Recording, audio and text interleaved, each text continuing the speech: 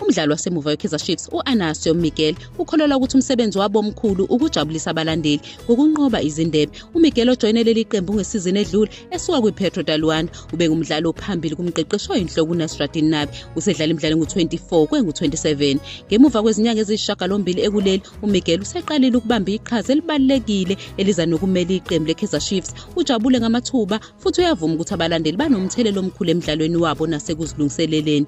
uMiguel uyabona ukuthi ukudlalela i-Kaizer Chiefs akukhona nje ukuphumelela komuntu siqu, kodwa ukuzuza okuthile okukhulu. Ukholwa ukuthi abalandeli kubafanele ukubona iqembu liwina isiliva nokuletha injabulo ukubona lapho ebuzwa ngeproject ngaphansi komqeqeshi uNabi. uMiguel uyavuma ukuthi ingase ingabonakali inqubekela phambili, kodwa kube nokuqhubeka okucacile phakathi nezinyanga eziyisishiyagalombili ezedlule. Umqeqeshi uhlaziya ukusebenza kweqembu masonto onke, abona inqubekela phambili nakuba eqonda ukuthi mkhulu umsebenzi okufanele wenziwe.